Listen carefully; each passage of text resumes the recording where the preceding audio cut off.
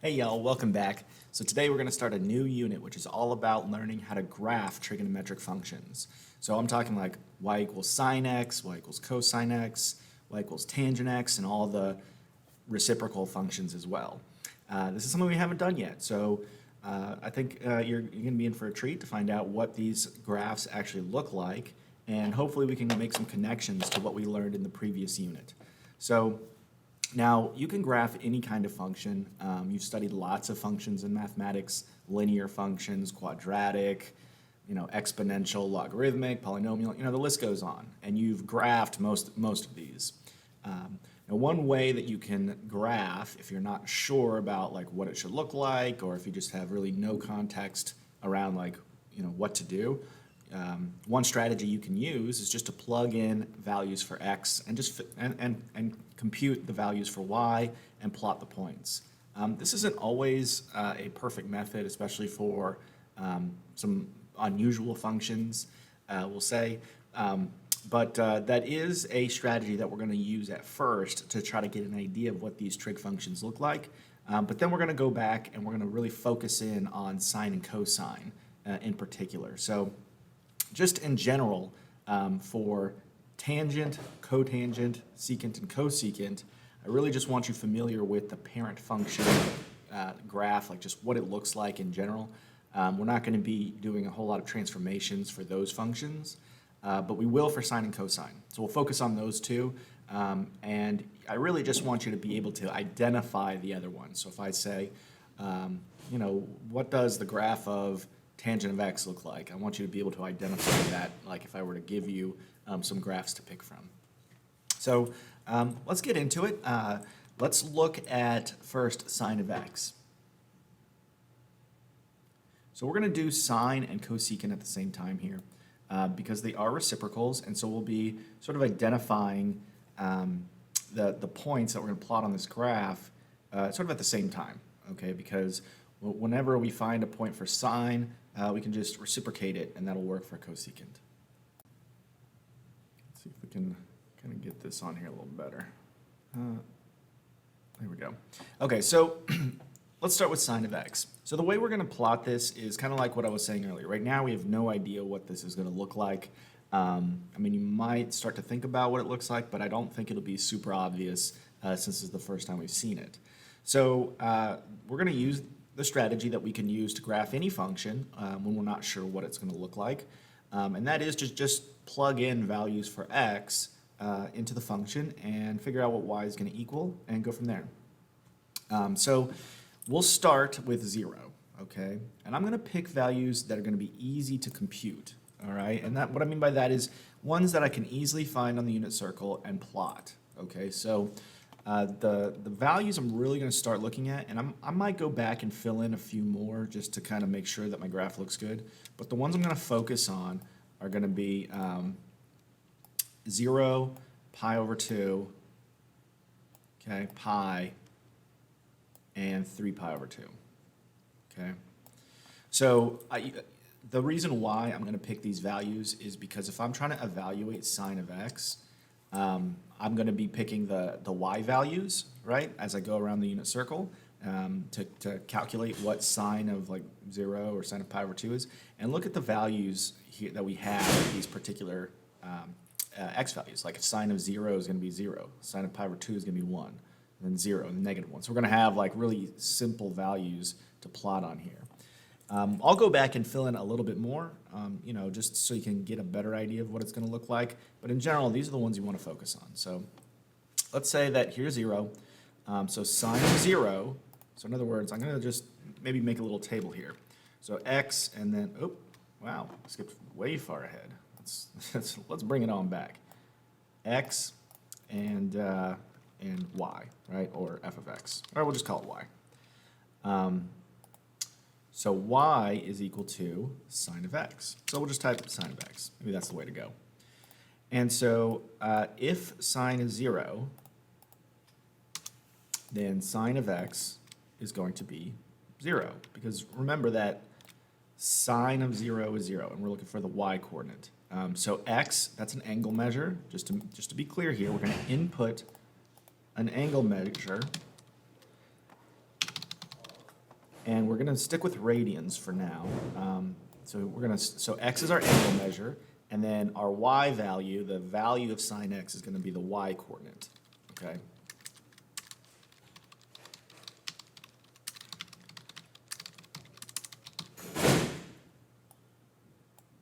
Now, this will be different, like if we're doing cosine, we'll look at the x and so on and so forth. So when x is 0, we know that the sine of x is, or the sine of 0 is 0. So we're going to have a coordinate at 0, 0. So let's go ahead and plot that. Okay. Then at pi over 2, let's go ahead and compute pi over 2 here. So sine of pi over 2 is 1.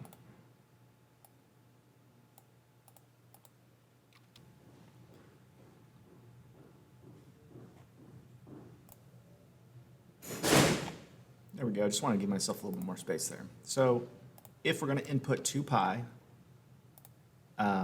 sine of 2 pi is going to be 0. Right? We're looking at that y value.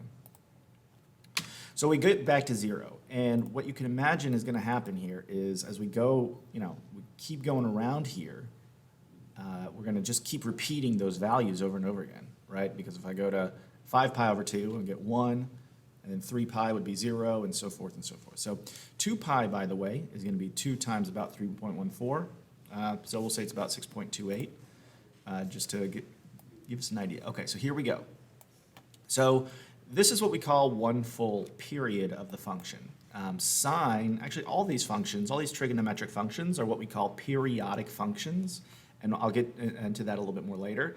But what that means is that you'll have like one section of the graph that it's just going to repeat, sort of like copy and paste it over and over again, because all we're doing is picking out these ratios as we go around and around and around this unit circle. So we can connect the dots here. One thing I want you to be careful of is that this is not going to be, these sections are not going to be linear, okay? In other words, you're not going to draw like a straight line from here to here. Like this is not correct, okay?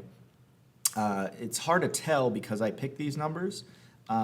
However, please know that this is actually going to be more of a curve, okay? So this is called like a wave, okay? So do your best when you're sketching this out to not come to a sharp point, but instead try to make it a curve.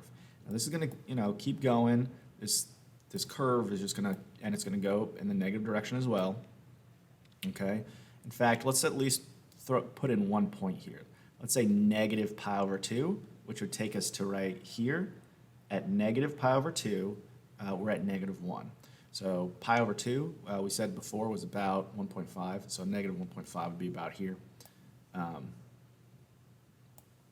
So, you can basically keep going like this.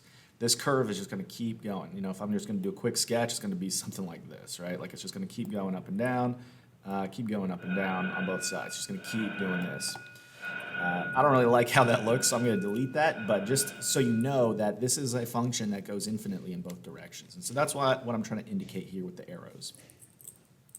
Okay, so that's sine of x. We're going to come back to sine of x and kind of do a deeper dive there, and I'm going to show you exactly how to graph that, especially when we start integrating transformations.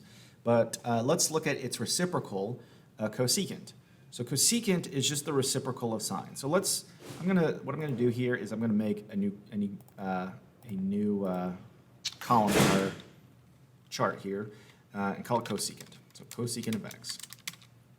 And I'll use the same x values, okay?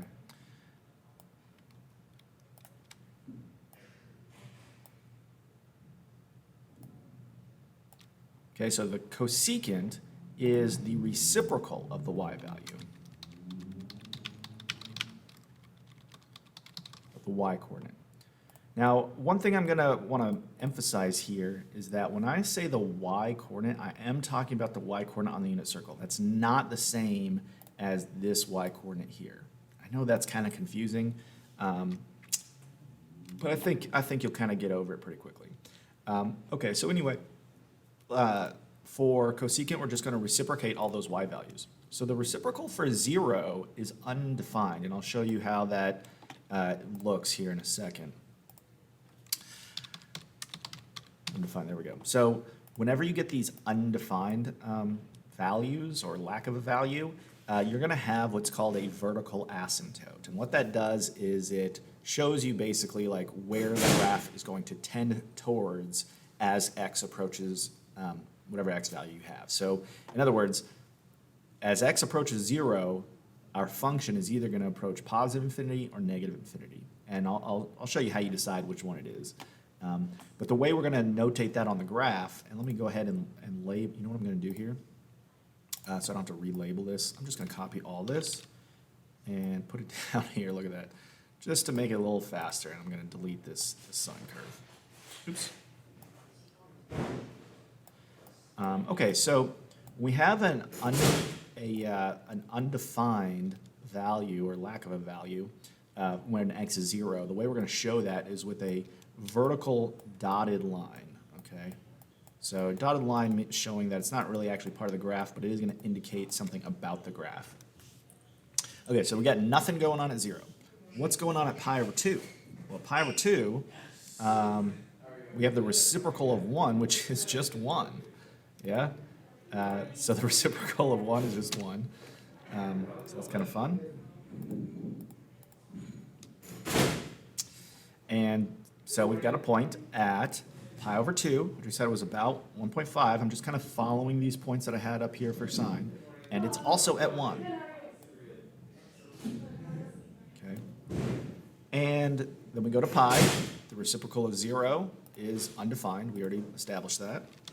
So we're going to have another vertical asymptote when x is pi. So about 3.14. I'm going to put another vertical asymptote here.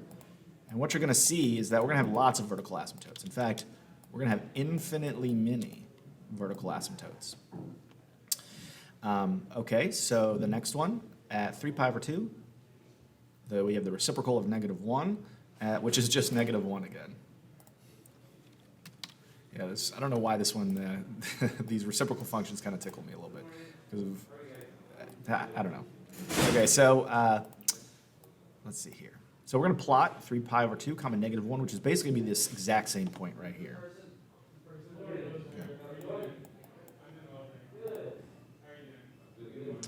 So go ahead and plot that. Okay, so let's see here. When x is 2 pi, we have 0, so we have another undefined. So what we're seeing here is we're going to have these vertical asymptotes basically at every unit of pi. So at 0, 1 pi, 2 pi, 3 pi, 4 pi, we're going to have these vertical asymptotes. Another way to think about it is whenever sine is 0, we have a vertical asymptote. So I'm trying to draw this as straight as I can. It's probably a better way to do that, but okay. So this is as much as I've got in my table. Let me show you what the graph is actually going to end up looking like. So these vertical asymptotes are going to dictate the behavior of the graph. The graph wants to sort of ride along those vertical asymptotes and get as close to it as possible without actually touching it. So let me just kind of quickly show you what is going to end up happening here. Like for instance, let me just show you one other point here to illustrate it. Sine of pi over 6 is 1/2. Okay, let me get a value for pi over 6.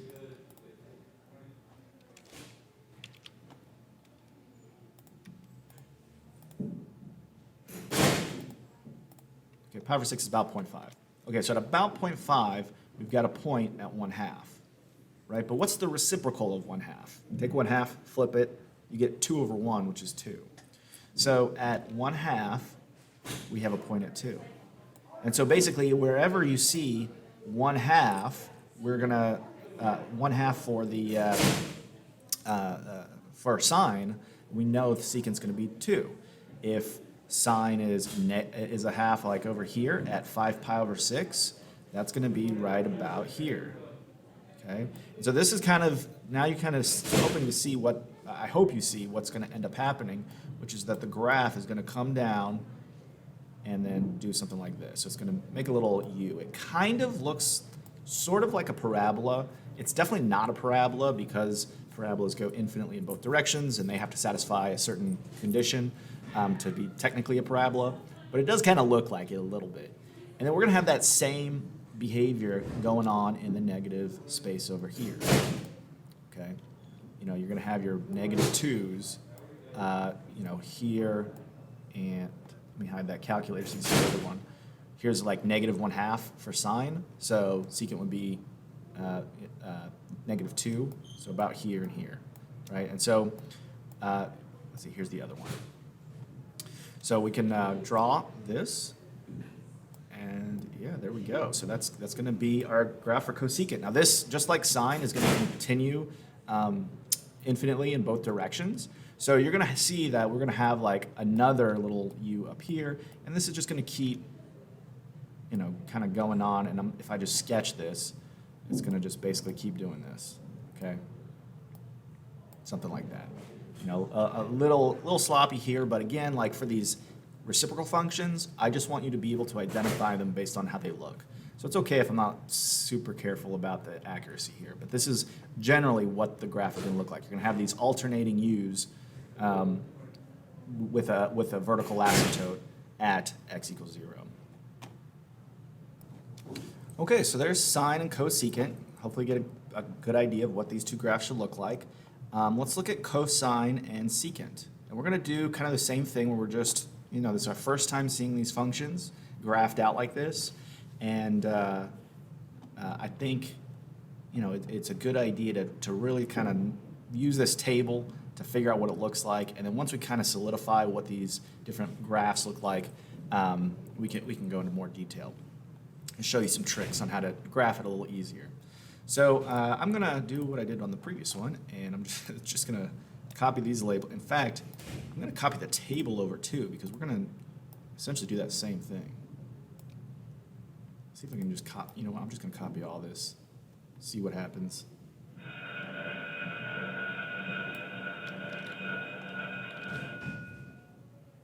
Is it going to let me? Oh, yeah. Oh, gosh. There we go. Okay, let's see. There we go. You guys are probably like, come on, get on with it. Just skip forward in this video. Okay, so I'm just going to delete these graphs. Oops. Didn't like that. Okay. Oh yeah, these are going to be kind of a pain to delete. You know what I could do? Let me pause the video and just clean this up. All right, there we go. So a couple things here that I switched while I had it paused, the recording paused, is I changed this to cosine and secant up here. And cosine, as you recall, will be the x coordinate around the unit circle. So we're going to do kind of the same thing. We'll still look at 0, pi over 2 pi, 3 pi over 2, and 2 pi. But we're going to look at the x coordinates. Okay, so we're really just focusing in on this x coordinate here. Let's see, there we go. And then here we go. So we're going to have, you know, a very similar pattern here because, you know, we're still dealing with 1, 0, negative 1, 0, just like how we had up here. It's going to be a slightly different order here. So let's start with cosine of 0, which is right here. So cosine of 0 is going to be 1. Okay. So I'm going to say cosine of 0 is 1. And then while I'm up here, let's see, cosine of pi over 2 would be 0. Cosine of pi is going to be negative 1. Cosine of 3 pi over 2 is going to be 0. And cosine of 2 pi is going to be 1. Okay? And let's talk about the reciprocals. The reciprocal of 1 is 1. The reciprocal of 0 is undefined. The reciprocal of negative 1 is negative 1. The reciprocal of 0, again, is undefined. And the reciprocal of 1 is 1. So, like I was saying before, you're going to have an extremely similar graph to what we have going on up here. It's just going to look like the graph has been shifted over a little bit, and that's exactly what it is, okay? Shifted over a certain number of units, in particular pi over 2 units. So let's start plotting some points out here. So we've got 0, 1. So a big difference, I'm going to emphasize this a lot as we practice graphing, is that cosine has a y-intercept of 1, sine has a y-intercept of 0. And that'll be a good way for you to identify which one's which is that cosine will start off with like a maximum here versus starting sort of in the middle, which I'll call equilibrium as when we get a little bit more in detail there. So we got 0, 1, then we got pi over 2, which is about 1.5, comma 0. Okay, then we've got pi, comma negative 1, 3 pi over 2, which, what did we say that was? I think it's like in between 4 and 5 here, right? Like 4.5 or something like that. Maybe it was 4.7, now that I think about it. It's somewhere in that general vicinity. And yeah, 3 pi over 2, comma 0, and then 2 pi, comma 1. Okay, so here we go. We've got another wave function here. Okay, it's going to look basically exactly like the sine one, except you're going to start off with a maximum rather than starting with at equilibrium. So make sure it's nice and curvy. Okay, make sure your graph has some nice curves here. No straight lines. Oh, it's lagging on me. It doesn't like it. It's saying, okay, why is it doing that? That's so bizarre. And then it's just going to continue on. Okay, it's going to basically do this curve. I'm going to leave it like here, but if you were to finish the rest of it, it'd just keep going up and down. Okay, same thing over here. It just keep going forever, up and down, up and down, up and down. It won't look like this, but you get the idea, hopefully. I'm going to put these little arrows here to indicate that it keeps going. And then secant is going to look a lot like cosecant, right? Because we're reciprocating all the values just like we did for cosecant. So I'm going to plot these at 0, 1. So our first vertical asymptote is actually not on the y-axis like this one. So that's going to be how you differentiate cosecant from secant. There's a big point here.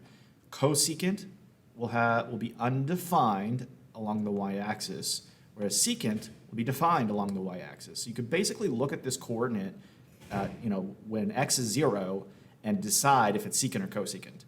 Because when x is 0, or when your angle measures 0, the one that's the reciprocal of the y value would be undefined, and the one that's the reciprocal of the x value will be 1. So at 0, it's comma 1, pi over 2 is going to be undefined, so I'm going to have a vertical asymptote right about here. Okay. And at pi, which is about 3.14, we're going to have comma negative 1. And then at 3 pi over 2, which is, I want to say it was like 4.7. We probably still have it in the calculator. Unless it's, yeah, about 4.7. So about 4.7, comma, well, we have another undefined. Okay, so we got another vertical asymptote. Okay, and then we've got 2 pi, comma 1. So we can go around and like pick out the 1/2s again. So like at pi over 3, it's 1/2. So that means the reciprocal will be 2.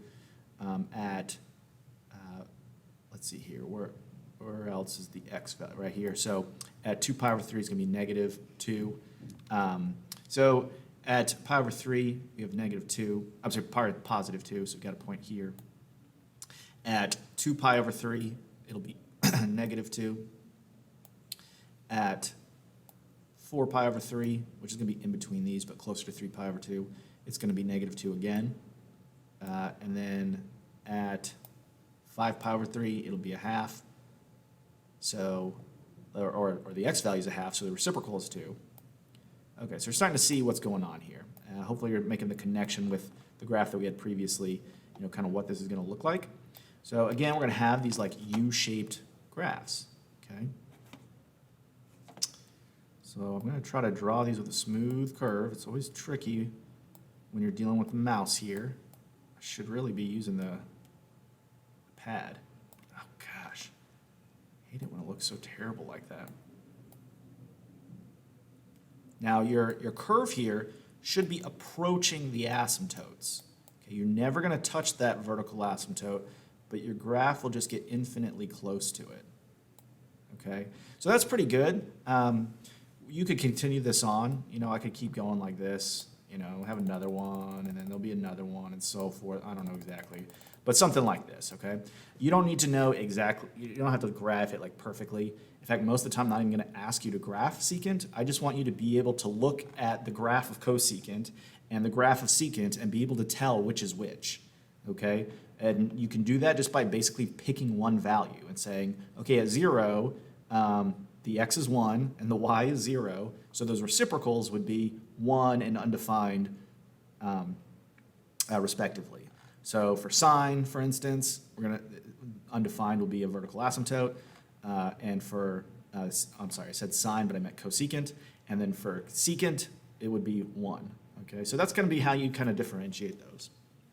So that's, that's 4 out of the 6 graphs. Let's take a look at tangent and cotangent.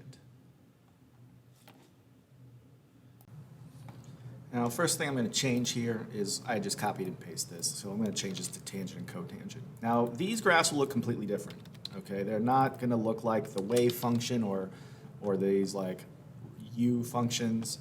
They're going to look different. So tangent, remember that we calculate tangent by finding the opposite side over the adjacent side. And the way that plays out with the unit circles, the opposite side is the y value, and the adjacent side right here is the x value. So to calculate tangent of x, we're going to divide the y coordinate divided by the x coordinate. And to find cotangent, it's the reciprocal of that. So it'd be the x coordinate, and these are on the unit. I'm going to make it a little, I'm going to actually write this out. On the unit circle, okay, these x and y values are not the same as the x and y values that we're putting on here, okay? The x coordinate divided by the y coordinate on the unit circle. I'll be real clear about that. Okay, so anyway, I just want to show you, like, just write that out so we know exactly what we're measuring here. Now, for these graphs, we're going to have to go a little deeper than what we've got here to get a better idea of what's going to happen. But let's at least find these values first because they'll be the easiest to calculate. So for 0, tangent would be 0 divided by 1, which is 0. At pi over 2, we have 1 over 0, which is undefined. At pi, we have 0 divided by negative 1, which is 0. You can see how this is not going to be particularly useful to figure out what the graph's going to look like. 3 pi over 2 is down here. We've got negative 1 divided by 0. It's going to be undefined again. And then at 2 pi, we've got 0 divided by 1, which is 0. So we basically just have this alternating 0 and undefined. For cotangent, it's just going to be reversed. The reciprocal of 0 is undefined, and then if we do x divided by y for pi over 2 and 3 pi over 2 is going to be 0. So these will just all be reversed. So we have undefined at 0. We've got 0 when cotangent is 0, when tangent is undefined. Cotangent is undefined when tangent is 0.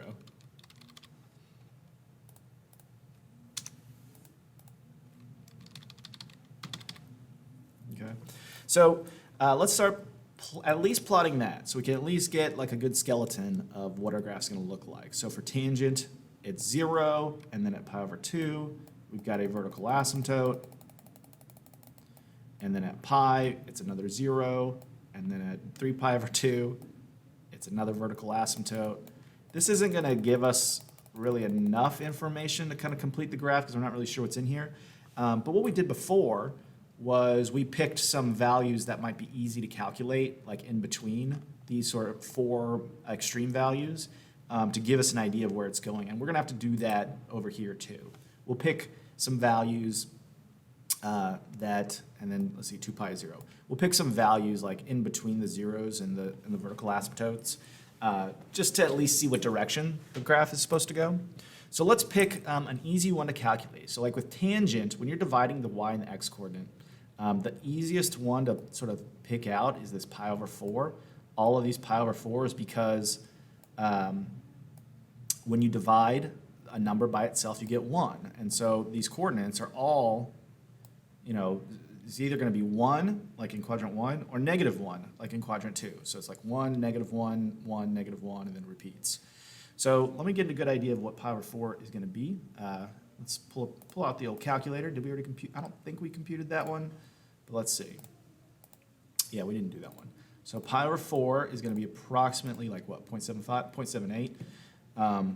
Okay, so at about 0.78, like so right about here, okay, that's pi over 4 is right here.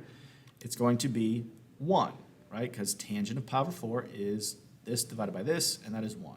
So we're going to have a point right here. If I can plot that out. It doesn't really like me to do that. Oh, you know what I could do? Why don't I just make a circle? Geez, that would be a lot smarter. Come on, Mr. Schuler. Yeah, it'll be a lot easier. Okay, so we're going to have a point like right about here. And then, okay, so at 3 pi over 4, which is 3 times that, it'll be negative 1. So that'll be about here. Okay. And then at 5 pi over 4, which is going to be a little bit more than 4, we have positive 1. So we got positive 1 over here.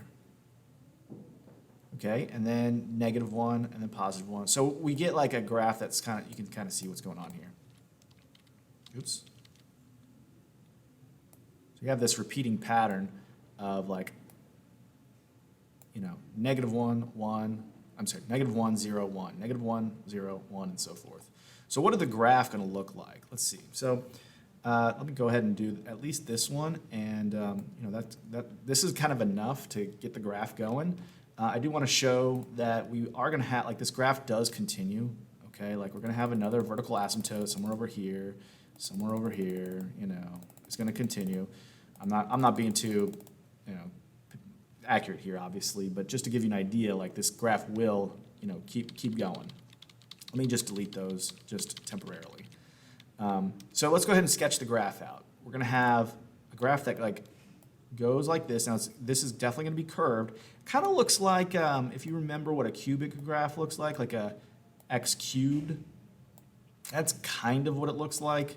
Again, just like how the other one was not actually a parabola, this is not a cubic graph.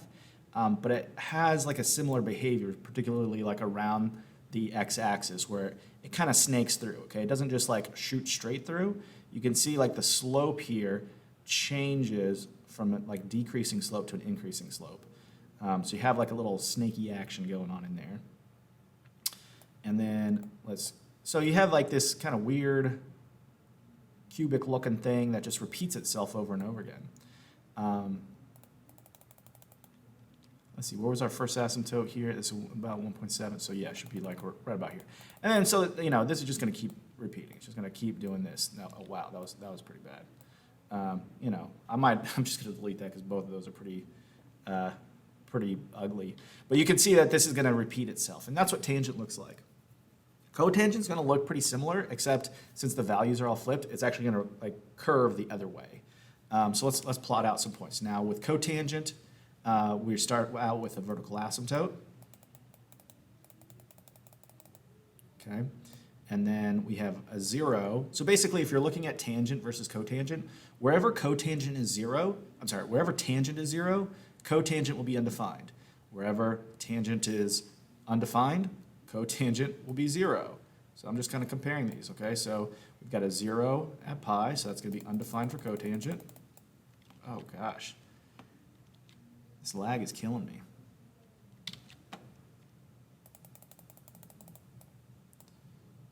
Okay, so then we have a 0 at 3 pi over 2.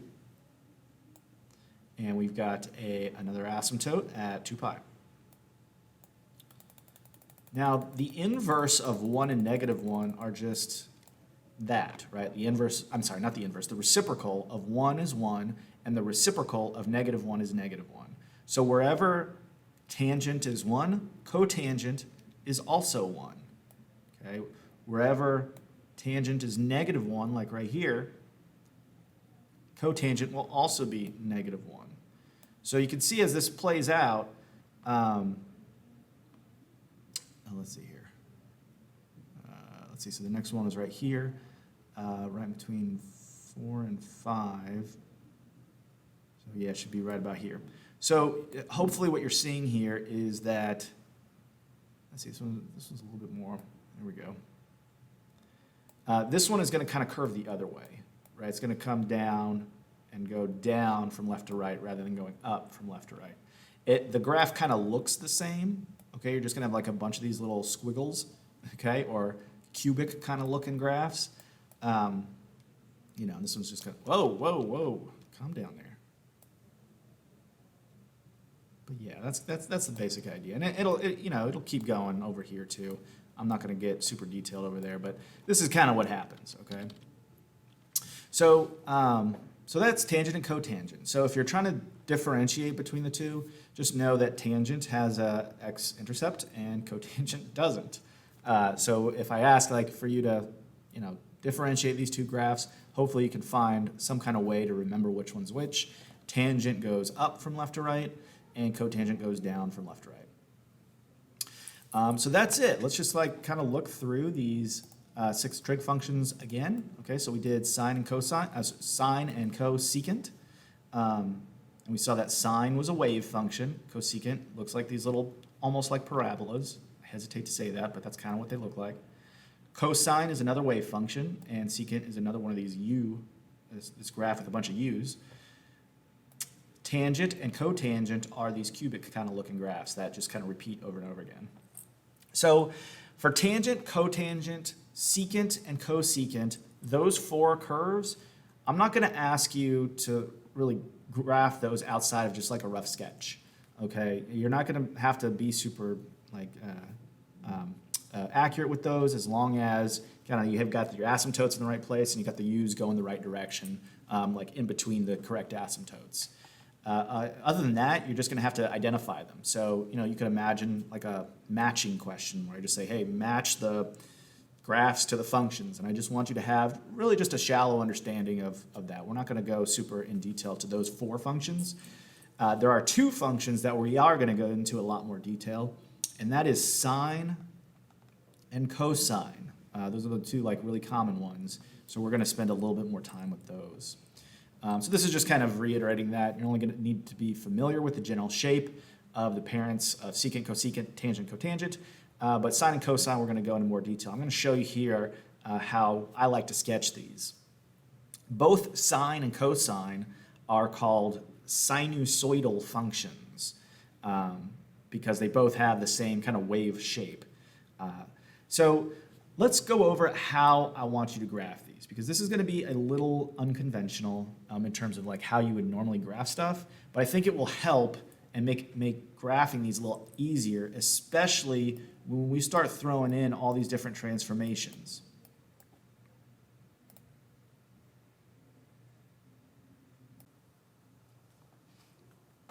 In Algebra 2, you talked about these different transformations in terms of like dilations and translations. For instance, A and B here would do a dilation. Either like A would be like a vertical dilation, like a stretch or a compression, and then B would be the horizontal stretch or compression, so a horizontal dilation.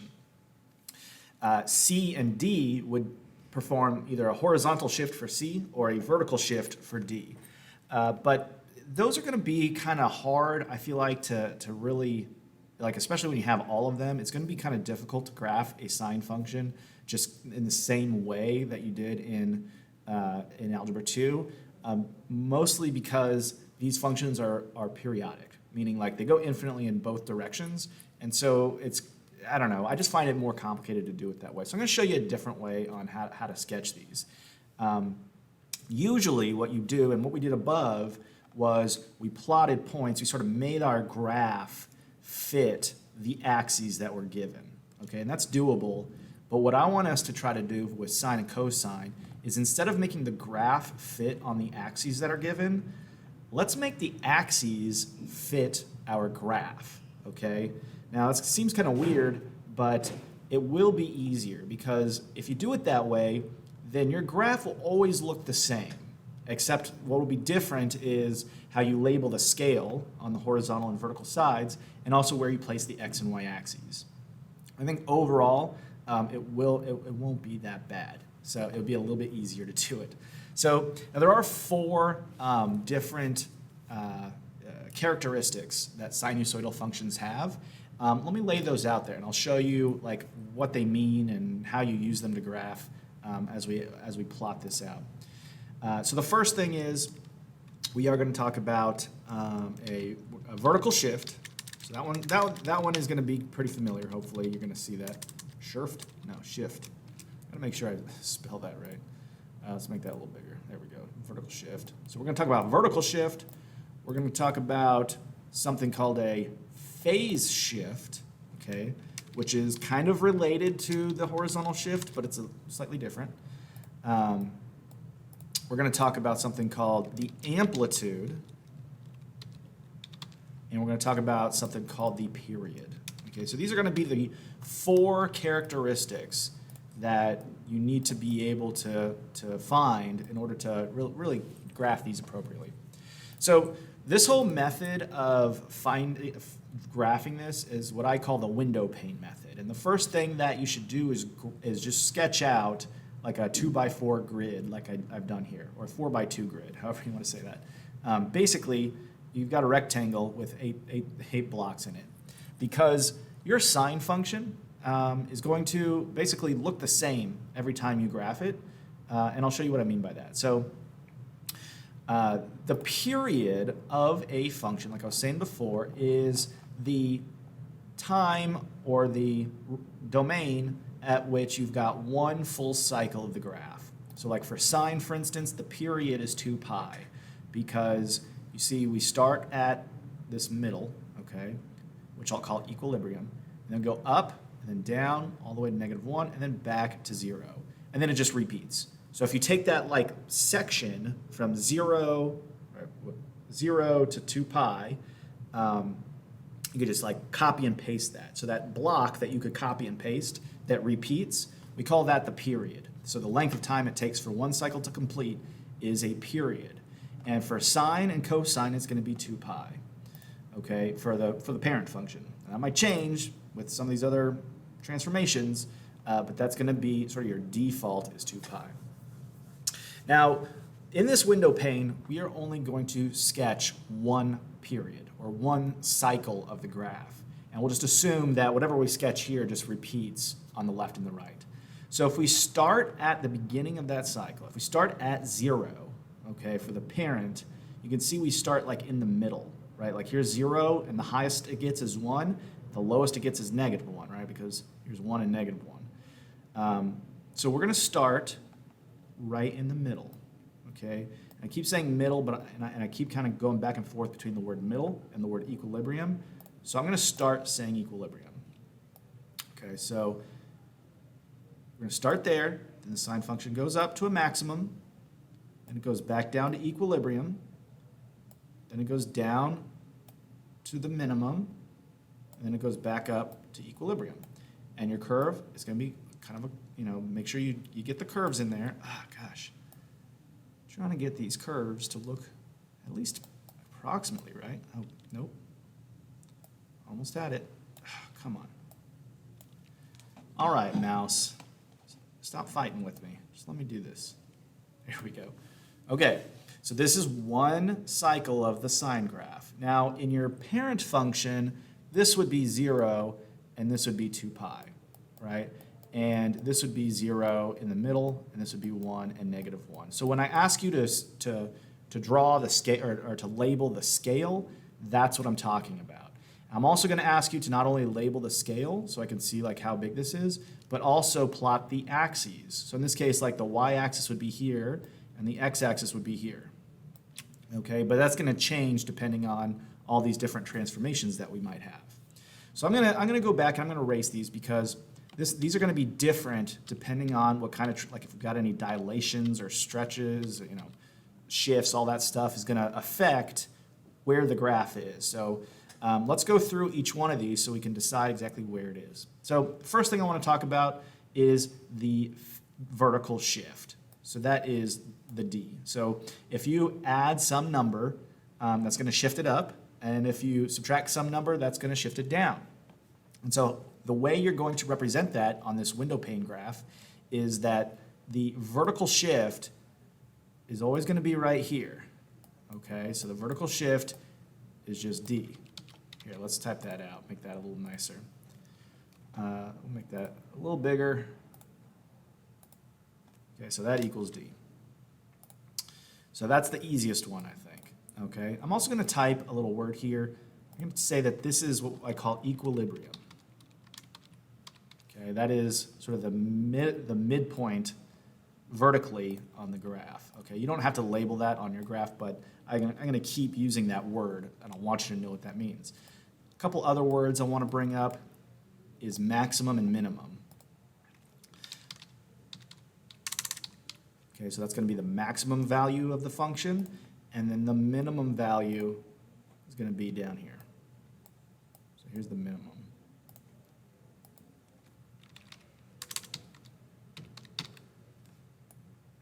Okay, so whatever, like if this says like y equals sine x plus 10, then you'll just label this with a 10, okay?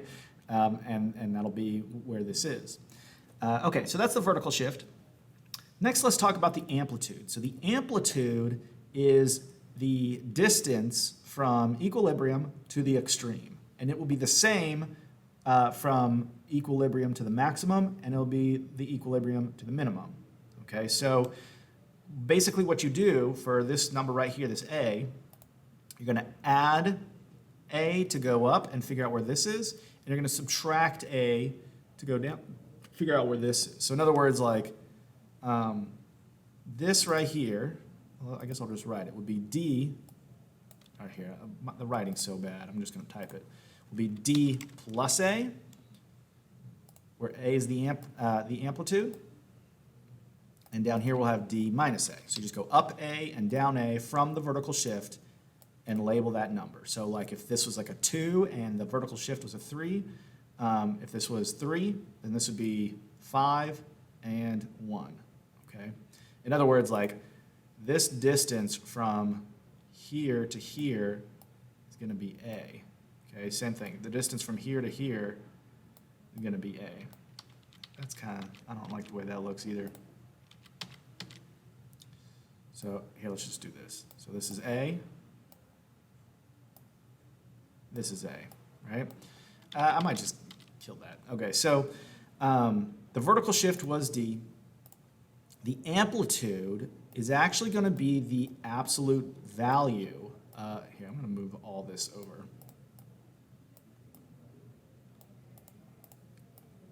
There we go. So the amplitude is going to be it is always going to be a positive number when I say, hey, what's the amplitude? And it's going to be equal to the absolute value of A. Okay, so whatever A is, you know, if it's positive or negative, the amplitude is going to be the positive version of that. Now, if A is negative, this is a big point. So this is worth writing down over to the side. If A is negative, then you're going to reflect the graph over equilibrium. Okay, what I mean by that is like if you have like a -2 over here, like back in algebra 2, if this number was negative, it reflected over the x-axis.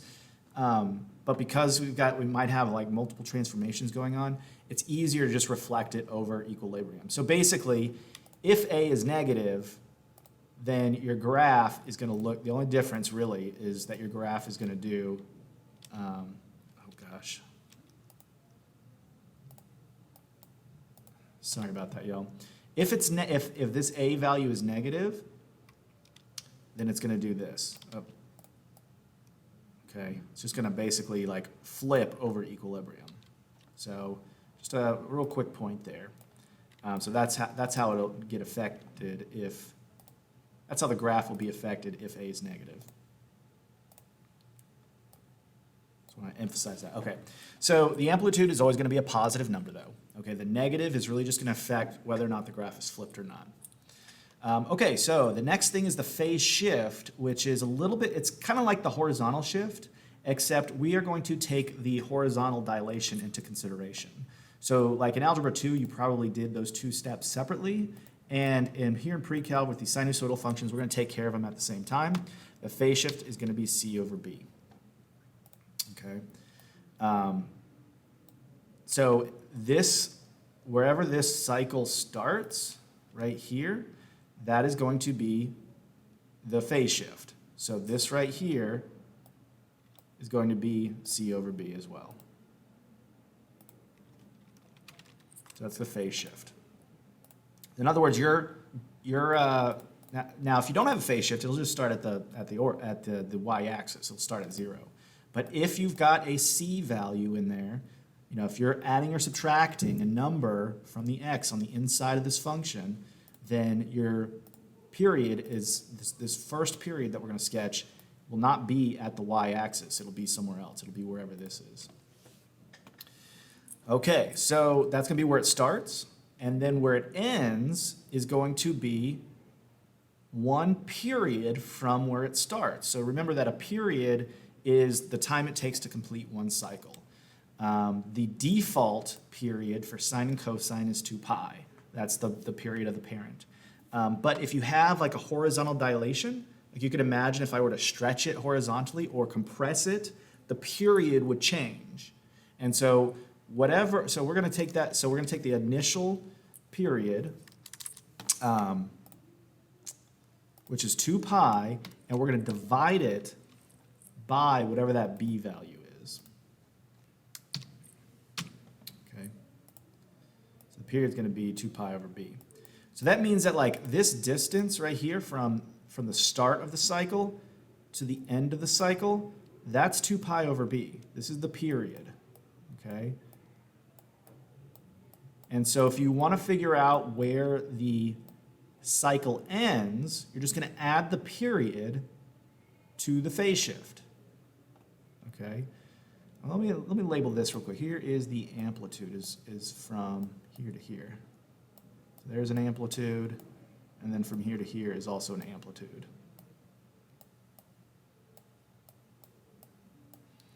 All right, so to compute the end of this cycle, we're going to start at wherever we started, and we're going to add the period, which is going to be 2 pi over b. So there's a lot of things to remember, but that, you know, this is going to, it looks like a lot, and it kind of is a lot, but it will be easier to sketch this way, because the big advantage to using this, this window pane method is that you're going to, if you have a sine graph, you're going to literally draw this exact same picture for all of the sine graphs. The only difference is you're going to have to go in and figure out where's the x-axis, where's the y-axis. But other than that, it will be like literally the same. So let's do the same thing for cosine. Now, all of these rules that we talked about, all these like, you know, transformations, all of these will apply to cosine as well. So I'm actually going to highlight basically everything on here for cosine. The only real difference here is that the graph will look different. Okay, you're not going to have the exact same. Oh, I guess that's two different sizes. That's kind of funky. That's okay. We can adjust. We're going to erase this anyway. So let me go ahead and do that real quick. Let's erase this. So all these points will be different for cosine. But the general idea is going to be the same. Okay. Period is from here to here, and then I'm just going to move this other stuff over a little bit so that I don't have to retype everything.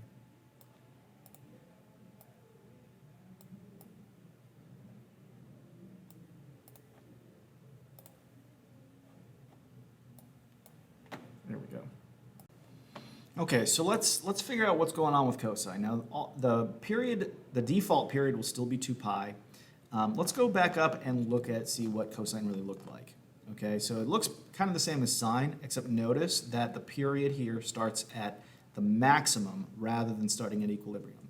So we'll start at a maximum, we'll hit equilibrium, go down to the minimum, and then kind of go back up.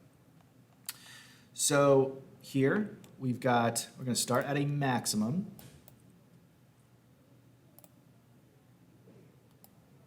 Oh, let's do that in red.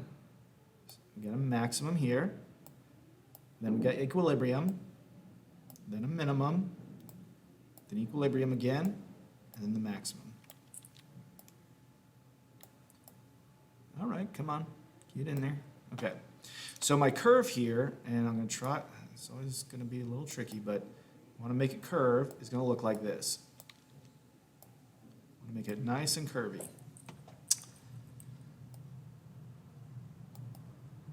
There we go. So take a look at the difference between sine and cosine. Sine starts at equilibrium, goes up, goes back down, back to equilibrium. Cosine starts at the maximum, goes all the way down to the minimum, and then back up to the maximum.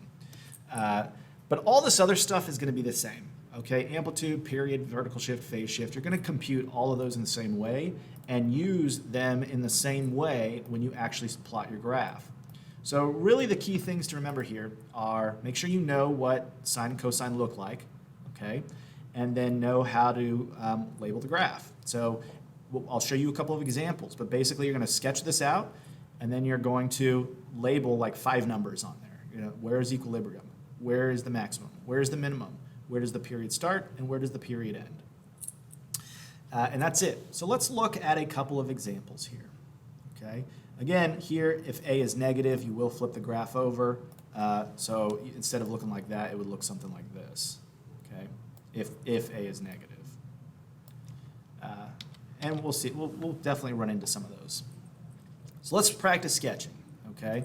Now notice like there's nothing here, right? It's totally blank. And this is gonna be how most of your sketches are gonna start. They're just gonna be like, hey, you just figure out how to sketch it. So you always wanna start with that window pane. Start with your 2x4 grid. So like if I want to graph y equals 3 cosine x, I'm going to make a little grid here. I'm going to make it in yellow so that I can see over, because is that going to be too hard for y'all to see maybe? Yeah, maybe let me pick a different color here that's a little easier to see. How about we use, you know what, how about we use blue for the window?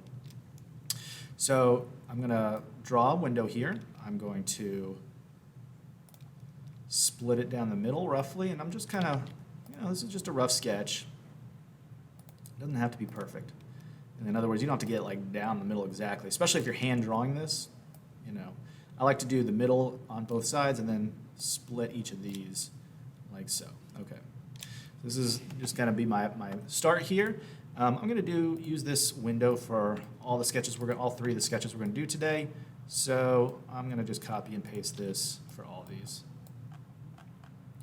Okay, so now for my sketch, I want to first just sketch the graph. Okay, I'm not looking at any of the numbers except the only thing I'm looking at for is a negative because that'll flip it. But otherwise, I'm just going to copy what I have here.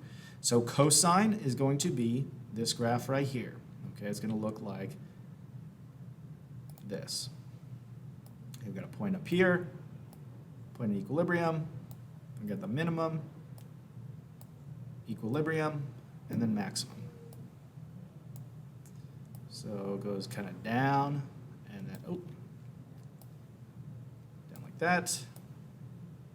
Gosh, I don't know why, it's so annoying that it does that. Okay, so there's one period of the graph. So now what we're going to do is I'm going to go through and I'm going to calculate all these things. Okay, I'm going to calculate the amplitude, the period, the vertical shift, the phase shift. I'm going to calculate each one of these. Let me kind of bring this in a little bit. There we go. And I'm going to do that for all of them. So I'm just going to copy and paste this for the other sketches so I don't have to come back to that. Do that, and we will send one over here too. Okay, so for this particular one, the amplitude is the absolute value of A. Okay, so in this case, A is 3, so our amplitude is just 3. Okay, our period is 2 pi divided by B. Now, if you don't see a B there, there's an implied 1. So the period for this one is just simply 2 pi, because it's 2 pi divided by 1 is going to be just 2 pi. And that's going to be the parent. Okay, so if there's no B value, if you don't see the B value there, it's an implied 1, and so 2 pi divided by 1. The vertical shift, if I'm not adding anything, that is equivalent to adding 0. The phase shift, I'm not adding a C or subtracting a C, so that's going to be 0 over 1, right, which is just 0 for the phase shift. Okay, so now I can go through, and there's 2 things I need to plot. Okay, make sure you plot your the labeling, and then you also want to throw in the axes to give yourself some reference to where this graph actually is. So we're going to start with equilibrium. That's the vertical shift. I'm going to label this 0. Okay. It's actually, just to make sure that my labels kind of stand out here, I'll do it in blue as well. Okay, so, oh, oops. What happened to my square? I deleted it. Oh gosh. Let's put it back. Come back to me. All right, there we go. Yeah, I don't know what's going on there. Okay, so yeah, this equilibrium is going to be at 0 because the vertical shift is 0. So just as a reminder, okay, this is the D value. Okay, that's the vertical shift. The amplitude is 3, so I'm going to add 3 to get up here, so that would be 3. And I'm also going to subtract 3 to find my minimum, so that would be 0 minus 3 is negative 3. Now to find the beginning and the end of my window, the beginning is the phase shift, so that's going to be 0, and the end is the phase shift plus the period. So 0 plus 2 pi is 2 pi. And there we go, there's the whole sketch. Okay, the only thing left to do is to put in the axes. And I'll draw those in, I guess with a black line. So the axes are going to be where x and y are 0 respectively. So the x-axis is going to be here. Okay, there's my x. And then the y-axis will be right here. So without a phase shift, or a vertical shift, your axes will pretty much always be here and here. Okay, and you know, if you really want to make this a little nicer, you could show that it's going to continue in both directions. Not super important to do that, but does kind of give you better sense of where the sketch is. Okay, so that is that one. Let's look at the next one. Okay, let's look at the next one. Negative 4x cosine x. So this is a cosine function, so we are going to sketch it essentially the same exact way that we sketched this one, except notice that the a value is negative. So what that does is it reflects over equilibrium. So instead of starting at a maximum, our cosine should start at a minimum. So we start down here and plot these 5 coordinates and draw a nice little curve. Ugh, that was kind of bad. Always tricky to do this with the mouse. I challenge y'all to try it. It's not as easy as just like using a pencil. Okay, so anyway, let's compute all these characteristics. So we'll start with the amplitude, which is the absolute value of a. So it's going to be positive 4. Okay, really want to emphasize that the amplitude is always a positive number. The period is 2 pi divided by b. Again, we don't see a b value, so we assume that coefficient is 1. So our period is just 2 pi. The vertical shift is, we're not adding anything, so again it's 0. And then since the c value is 0, this whole thing will be 0 as well, just like in the last one. So let's go through and label everything we got here. Okay, so our equilibrium will be where our vertical shift is, so that's going to be 0. Our amplitude is 4, so I'm going to add 4 to find my maximum, and I'm going to subtract 4 to find my minimum. Okay, so like if both of these, if this one and this one were graphed on the same axes, you could see this one is going to go higher. Like it will like start like sort of down here, come up, and then go above this. It'll be more vertically stretched. And now let's label the horizontal axis here. So our phase shift is 0, so this is just going to start at 0. And then our period is 2 pi, so 0 plus 2 pi is 2 pi. So just want to keep in mind that the end of this window is not just the period, but it's the period plus the phase shift. It's just in these two cases the phase shift was 0, so it wasn't any different. But I think on the next one we'll actually have something that's a little different.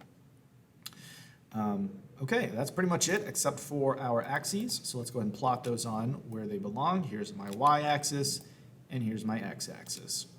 And there you go. So there's negative 4 cosine x squared. Graphed, not squared. Pardon me. Okay, we've got one last example here. And we're going to practice this a lot more during our next class because this is a lot of information to take in, and I think it deserves having a lot of practice.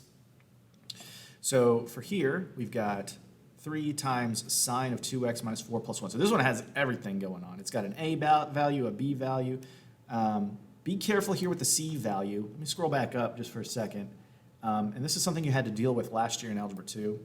Okay, the c value is actually minus c.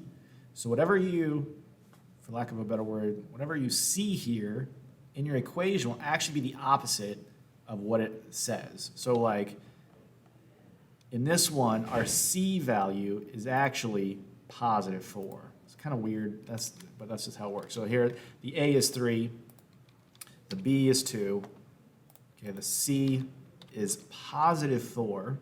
Okay, that's the only parameter that's going to be the opposite of what you see in the equation. And then the d value here is 1. So just want to kind of lay that out there. All right, so now this is a sine graph, okay, with no negatives out here. So we're just going to copy this image that we have here. We're going to start at equilibrium, we're going to go up, come back down, go back to equilibrium. So that's kind of nice thing about this window pane method is all your graphs are pretty much going to be the same. You know, yeah, you got to differentiate between sine and cosine, and yeah, you got to make note if the a value is negative. But overall, there's not a lot of variation in how you actually are going to draw the curve itself. Okay, so it's just going to look like this. The tricky part is not so much drawing the curve, well, it is when you're using a mouse, but the tricky part is making sure that everything's labeled correctly. There we go. Okay, so let's calculate all the characteristics. So the amplitude is the absolute value of A, so that would be 3. The period is 2 pi over b, and b is 2. So 2 pi over 2 will reduce. 2 divided by 2 is 1, so it's just going to be pi. So this period is smaller than the default, or smaller than the parent, meaning it's been horizontally compressed. Okay, so just, that's kind of what that means. The vertical shift here is just 1, it's just d. And the phase shift is going to be c over b. So 4 over 2. 4 over 2, you divide that out, that just equals 2. Okay, so let's go ahead and label everything on here. Okay, my vertical shift is 1, so this will be at 1. And the amplitude is 3. So since the amplitude is this distance right here, so I need to add 3 to get the maximum value, which is 4. And I'm going to subtract 3 to get the minimum value, which is negative 2. So this one's different than all the other two we did because the x-axis is, you're going to have to kind of estimate where that is. Let me draw that in. The x-axis is going to be really like somewhere right here, right? Because it's where the y value is 0. So it's going to be a little closer to 1 than negative 2. But yeah, that's where the x, let me make that a little bit more horizontal. But here's where the x-axis is. So let's look at our horizontal axis now. Our phase shift is 2, so that's going to be where we start. So 2. And then our period is pi. So we're going to add pi. There's not really a good way to write that other than just 2 plus pi. If you want to have a better idea of where it is, you know, pi is about 3.14, so you add 2, it's going to be about 5.14. Okay, normally I would not write this, you know, rounded value out. I kind of like the 2 plus pi better, but 5.14 I think gives you a clearer picture of, you know, where this is actually going to end. So you see the period is, you know, well, the period is 3.14, right? Okay, so where's the y-axis on here? Y-axis is when x is 0. So if this is 2, then the x-axis or the y-axis is going to be somewhere back here. Okay. So let me extend this a little bit. So here's where the y-axis is. Okay. So that's it for today. We're going to practice this a lot more. If you have any questions, you know, you can ask me, but know that, you know, I know I'm throwing a lot at you, and we are going to cover this a little bit more next time. So until then, y'all have a great day, and I'll see you then.